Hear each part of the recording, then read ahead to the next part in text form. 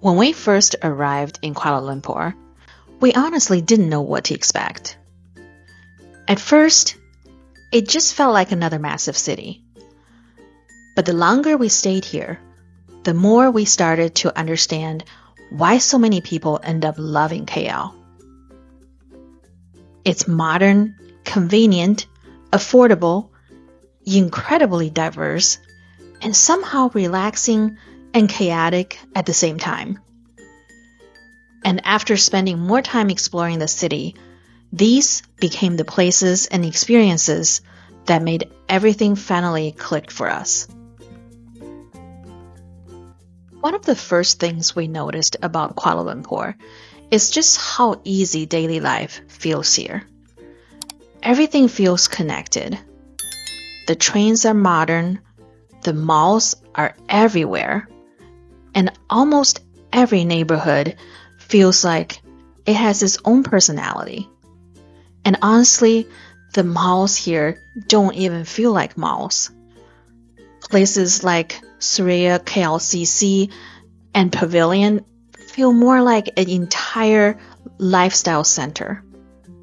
Restaurants, grocery stores, cafes, movie theaters, shopping, gyms, pretty much everything is inside. And when the weather gets really hot outside, we completely understand why malls are such a huge part of life in KL. Different malls had different vibes depending on where you are in the city. Some felt ultra luxury, others felt more local and relaxed. But overall, KL just felt surprisingly comfortable and modern compared to what we expected. One thing that made Kuala Lumpur even more enjoyable was where we stayed. Compared to some of the other places we've stayed in Asia, KL felt incredibly comfortable for the price. Having a nice place to come back to after long days exploring the city, or just being able to stay in and take it slow to work on our own projects really changed the experience for us. The views, the pool, the games and activity areas, it all added to that feeling that Kuala Lumpur is a city that's very easy to settle into.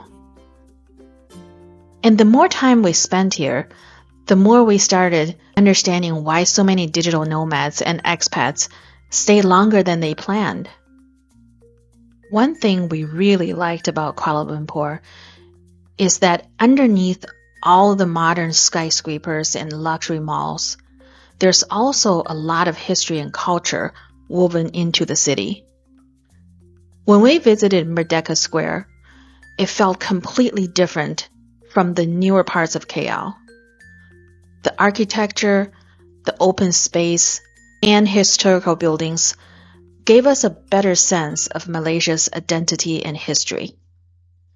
And honestly, it was nice slowing things down a little bit after spending so much time around busy shopping centers and crowded streets. The National Museum also helped connect a lot of dots for us. Malaysia has such a unique mix of cultures, languages, and influences, and learning more about the country gave us a deeper appreciation for Kuala Lumpur itself. Then there's Central Market, which had a much more artistic and local feel compared to the giant malls around the city. Colorful shops, handmade items, local artwork. It felt slower, more personal, and completely different from the luxury side of KL. And honestly, that contrast is part of what makes Kuala Lumpur so interesting. One of our favorite areas in Kuala Lumpur was definitely Chinatown. It had a completely different energy from the rest of the city. More creative, more chaotic, and honestly just more fun to wander around.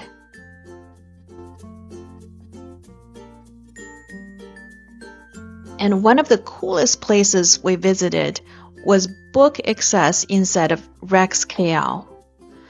This place honestly felt like something out of a movie. Books stacked floor to ceiling inside an old cinema building with cafes, art spaces, and little hidden corners everywhere.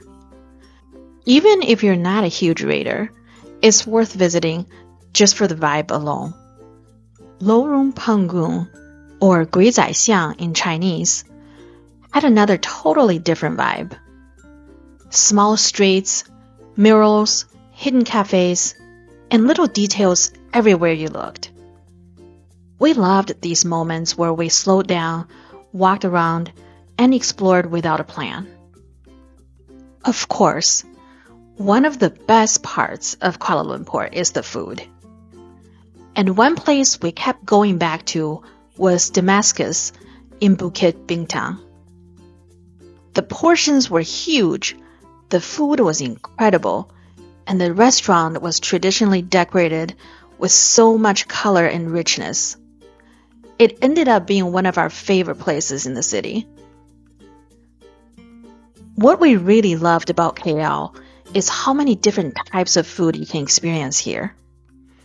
Malay, Chinese, Indian, Middle Eastern, Western. It honestly feels like every neighborhood has something completely different to offer.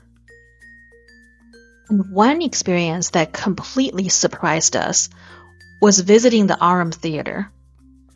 This honestly didn't feel like a normal movie theater at all. It felt more like a luxury lounge experience. Big reclining seats and sofas with pillows and blankets, upscale atmosphere, food service. It's one of those little experiences that made Kuala Lumpur feel much more luxurious than we expected. Another place that really stood out to us was Plaza Low Yat. I had to get a replacement SD card for my camera, so Google told us this was the place to go. And this place amazed us. It's a massive multi-story tech mall. If you're into electronics, cameras, computers, or tech at all, this is your go-to place. And honestly, it's another example of how many different sides Kuala Lumpur has. Luxury malls, cultural areas, street markets, tech centers. KL constantly feels like multiple cities blended together. And somehow, it all works. The more time we spend here, the more comfortable the city started to feel. Easy to get around, easy to explore, easy to enjoy. Kuala Lumpur ended up being far more than just another stop for us. It's one of those cities that slowly grows on you the more time you spend here. And honestly, we didn't fully understand the appeal at first. But somewhere between the food, the neighborhoods, the malls, the culture, and the everyday rhythm of the city, it finally clicked for us. We finally understood why so many people love KL. If you enjoyed this video, be sure to subscribe and follow us on our journey as a retired nomad couple slow traveling the world. Thank you for watching, and we'll see you soon.